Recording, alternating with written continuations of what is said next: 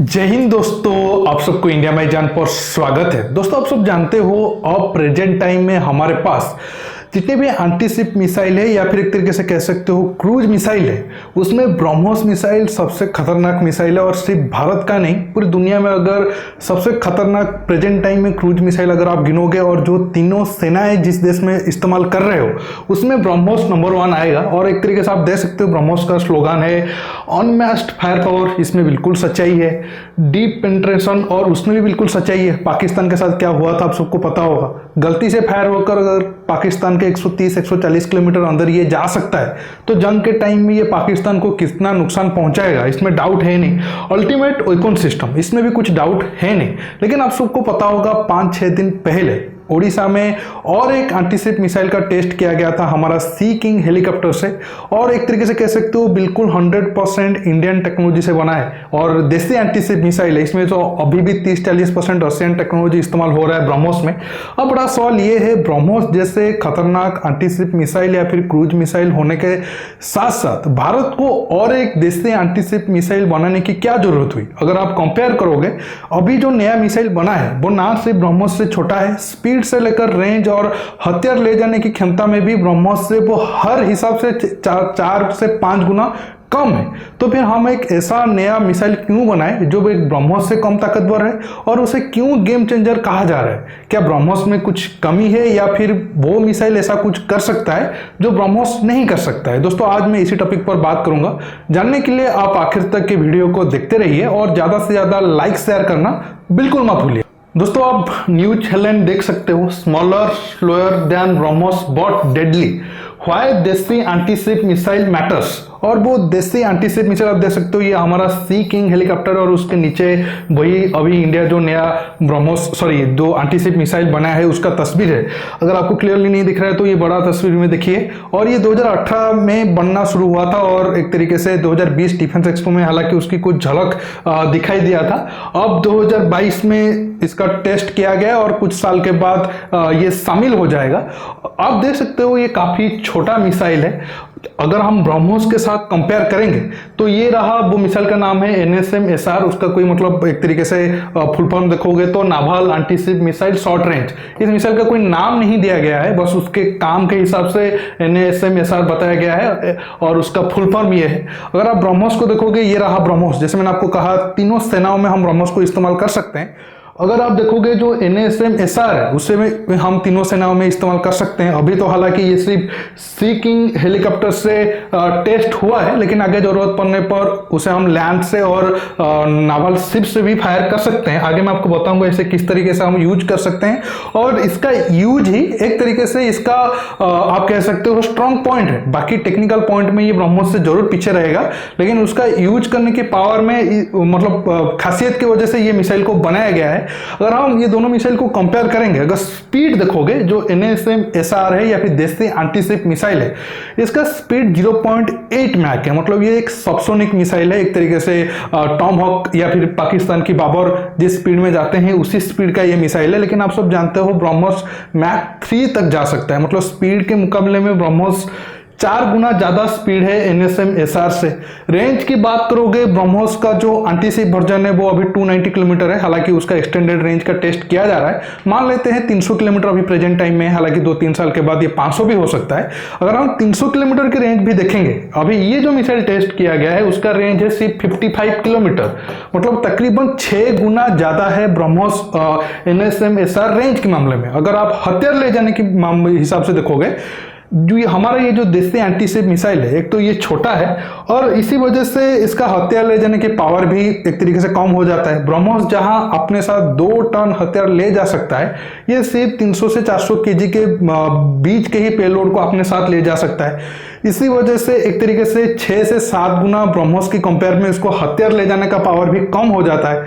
अब आपके मन में सवाल होगा, अगर ये हर एक मामले में ब्रह्मोस से कमजोर है तो फिर ये गेम चेंजर कैसे साबित होगा, या फिर ऐसा काम ये कैसे कर पाएगा जो काम ब्रह्मोस नहीं कर पाएगा? देखिए, एक तरीके से अगर मैं कंपैरिजन करूं, अगर ब्रह्मोस तलवार है तो ये एक छोटा नाइफ है, और हर वक्त आप दोनों का काम है चीजों को काटना, लेकिन हर वक्त आप तलवार का इस्तेमाल करके कुछ चीजों को काट नहीं सकते हो।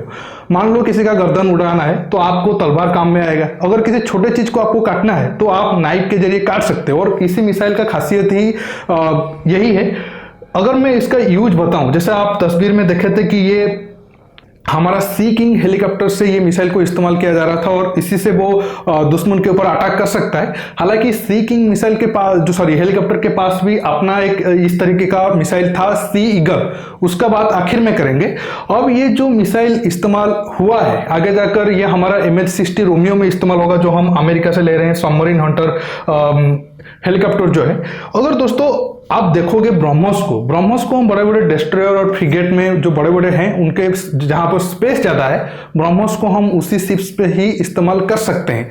लेकिन ये जो हमारा देसी एंटी-शिप मिसाइल है उसे हम छोटे छोटे शिप्स में भी इस्तेमाल कर सकते हैं, जैसे पेट्रोल बोट हो या फिर मिसाइल बोट हो, वहां हम ये छोटे छोटे मिसाइल को रखकर दुश्मन एरिया में जाकर फायर कर सकते हैं। आगे जरूरत पड़ने पर लैंड एरिया में भी, कोस्टल एरिया में तैनात करके हम दुश्मन की अगर कोई बोट या फिर दुश्मन के बड़े बड़े शिप्स को भी ये मिसाइल डुबा सकता है। हालांकि ऐसा नहीं है कि इस मिसाइल का जो हमारा देसी एंटी-शिप मिसाइल है इसका रेंज और वेट या फिर स्पीड कम है, और ये ऐसा मत समझे कि ये कम खतरनाक है।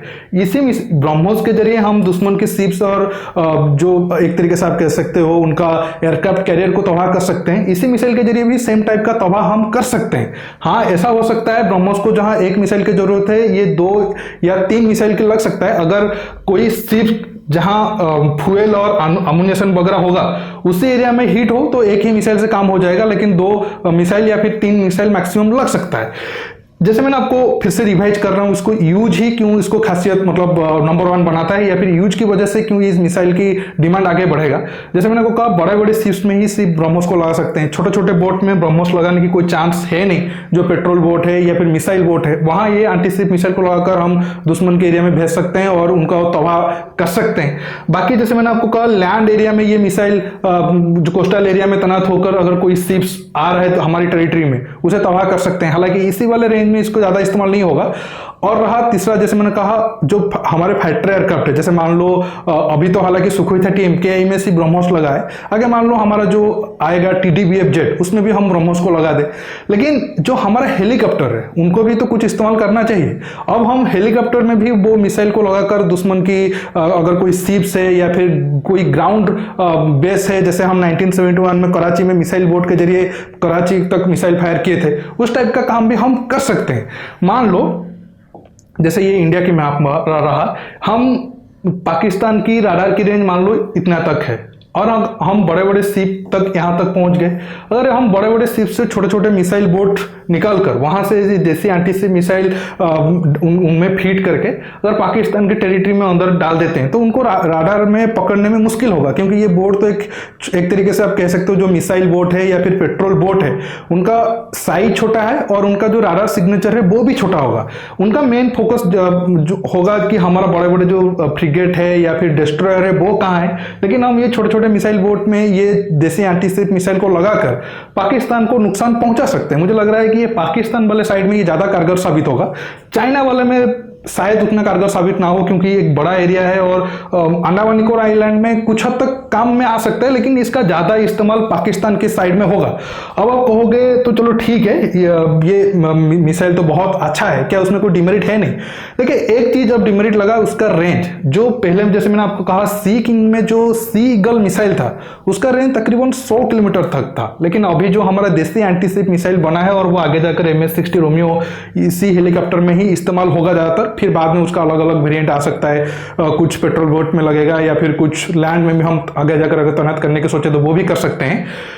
तो 55 रेंज बहुत ही किलोमीटर रेंज बहुत ही कम हो जाता है, मिनिमम 100 किलोमीटर रेंज होना चाहिए। लेकिन खुशी की बात यह है कि ये पहली बार अभी टेस्ट हुआ, आगे और टेस्ट होगा और कोई नया वेरिएंट आएगा जिसका रेंज 100 किलोमीटर या 120-140 किलोमीटर तक भी हो। मिनिमम अगर 100 किलोमीटर तक इसका रेंज हो जाता है तो पाकिस्तान वाले साइड में ये जो छोटा सा एंटी-शिप मिसाइल है वो गेम चेंजर साबित होगा।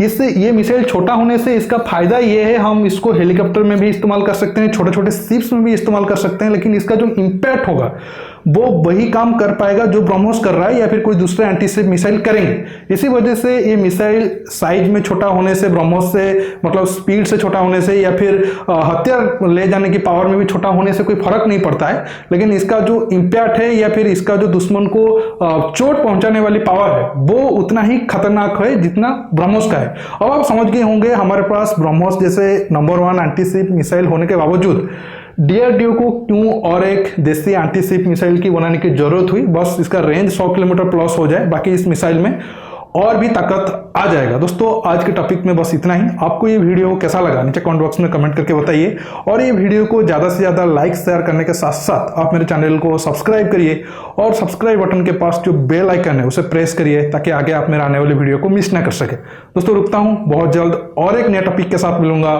नमस्कार, जय हिंद।